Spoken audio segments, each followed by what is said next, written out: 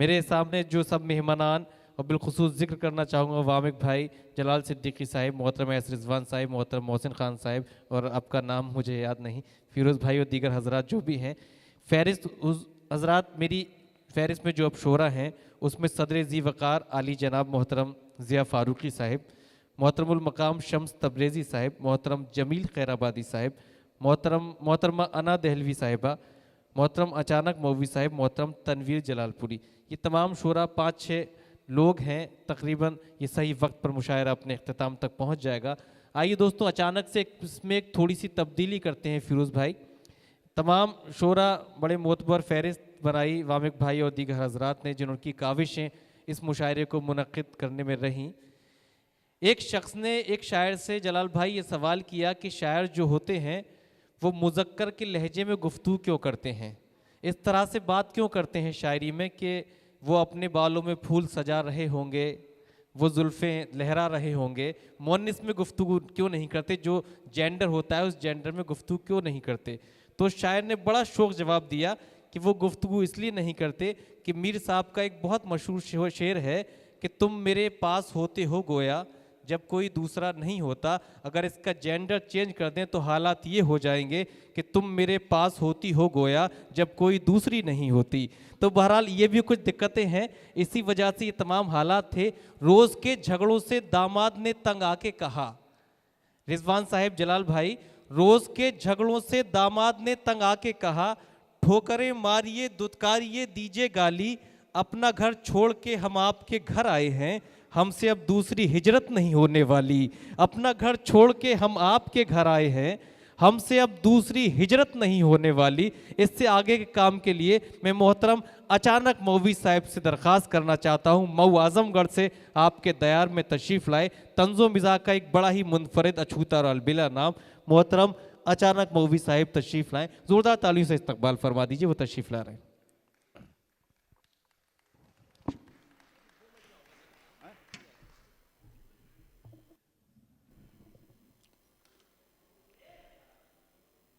मैं रुकूं कि पढ़ूं? हाँ।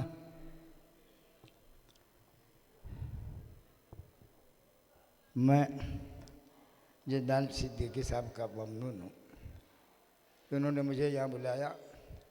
एस रिजवान साहब हैं, टाइम कम है वरना मैं बहुत लोगों का नाम लेता। मोहसिन खान साहब, 4 मिसरे मुलाजा फरमाए कि उर्दू अदब की शान है उर्दू एकेडमी। उर्दू अदब की शान है उर्दू एकेडमी, तहजीब की निशान है उर्दू एकेडमी। तहजीब की निशान है उर्दू एकेडमी, और इस दौरे खलफशार में अल्लाह की कसम शोरा की पासबान है उर्दू एकेडमी। इस दौरे खलफशार में अल्लाह की कसम शोरा के सालों से मुशायरे नहीं हो रहे थे ये, तो बहरहाल 4 मिसरे हुए। अब कि शायरी में मैं आम मदाहिया शायरों जैसे नहीं, बस मेरा मदाहिया दूसरे ढंग का रहता है। थोड़ा सा तब थोड़ी सी तवज्जो चाहूँगा बस कि शायरी में इसलिए मैंने अदब ठूंसा नहीं, शायरी में इसलिए मैंने अदब ठूंसा नहीं। कौन पूछेगा मुझे मिट्टी में दफनाने के बाद, ये तज़मीन है। कौन पूछेगा मुझे मिट्टी में दफनाने के बाद, और जिंदगी में 2 दफ़ा सोया हूं मैं भी ठाठ से, एक तेरे आने से पहले एक तेरे जाने के बाद। जिंदगी में 2 दफ़ा सोया हूं मैं भी ठाठ से, एक तेरे आने से पहले एक तेरे जाने के बाद। ताज़ा शेर हो गए थे तो सुना रहा हूँ कि उसे भी कुछ दिन से उसे कुछ भी सुनाई नहीं देता, कुछ दिन से उसे कुछ भी सुनाई नहीं देता, एक आँख से मुझको भी दिखाई नहीं देता। कुछ दिन से उसे कुछ भी सुनाई नहीं देता, एक आँख से मुझको भी दिखाई नहीं देता। और अहबाब भी अब खौफ से मिलने नहीं आते, सयाद भी पिंजरे से रिहाई नहीं देता। अहबाब भी अब खौफ से मिलने नहीं आते, सयाद भी पिंजरे से रिहाई नहीं देता। दो कथा और 2-3 शेर पढ़ के अपनी जगह ले लूँगा कि मियाँ गधे के बदले अपना भालू कौन बेचेगा। मियाँ गधे के बदले अपना भालू कौन बेचेगा। और कबाड़ा गाड़ियों को करके चालू कौन बेचेगा। अगर सब लोग हो जाएंगे टाटा और अंबानी तो फिर फुटपाथ पर आलू कचालू कौन बेचेगा। शुक्रिया सर। मुकर्रर, हाँ, एक मरतबा मुशायरे में था तो वहाँ मुकर्रर इरशाद हुआ तो उन्होंने कहा कि वो आए नहीं आज। बहरहाल मियाँ गधे के बदले अपना भालू कौन बेचेगा। मियाँ गधे के बदले अपना भालू कौन बेचेगा। और कबाड़ा गाड़ियों को करके चालू कौन बेचेगा। अगर सब लोग हो जाएंगे टाटा और अंबानी तो फिर फुटपाथ पर आलू कचालू कौन। बहुत अच्छा है, वाह। तो कोशिश है यहाँ आने तक के मकसद समझ जाइए। 2-3 शेर कि जब से जी इरशाद। कुछ काली कमाई हो गई, वाह। जब से कुछ काली कमाई हो गई, मुझ में पैदा हर बुराई हो गई। वाह।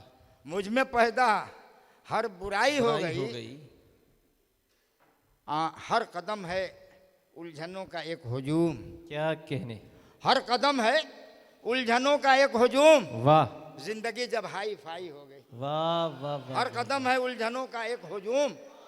जिंदगी जब हाई फाई हो गई। वाह वाह। और 4 मिसरे एक गजल के 2-3 शेर सुन ले जी इरशाद। के रहे तो ये समझिए कि मैं यहाँ एक टेलर दिखा रहा हूँ रिजवान साहब कि रहे तो किस तरह साकी तेरा आबाद मैखाना। वाह। रहे तो किस तरह साकी तेरा आबाद मैखाना। सुराही है न शीशा है न सागर है न पैमाना। क्या कहने, क्या कहने। सुराही है न शीशा है न सागर है न पैमाना। अब मैं तुम्हारे इश्क में ये हाल अपना हो गया वरना। तुम्हारे इश्क में ये हाल अपना हो गया वरना। न मजनू हूँ न खपती हूँ न पागल हूँ न दीवाना। वाह वाह वाह। तुम्हारे इश्क में ये हाल अपना हो गया वरना। क्या कहने। न मजनू हूँ न खपती हूँ न पागल हूँ न दीवाना। वाह। और सिवाय दाद के, वाह, सिवाय दाद के एक शायर आजम के हिस्से में। क्या कहने। सिवाय दाद के एक शायर आजम के हिस्से में न हदिया है न बख्शिश है न तोहफा है न नजराना। क्या कहने। वाह वाह वाह। सिवाय दाद के एक शायर आजम नहीं, के तोहफा हिस्से में, नजराना तो मौजूद है जनक साहब। सिवाय दाद के एक शायर आजम के हिस्से में जी। न तोहफा है न बख्शिश है न हदिया है न नजराना। और हमारे यहाँ तो नहीं मैं जानता, लेकिन हमारे शहर में जलाल साहब आजकल शादी ब्याह का मौसम है, रोज़ कहीं ना कहीं ब्याह होता है, रोज़ आना। लेकिन मेरी दावत कहीं से नहीं आती।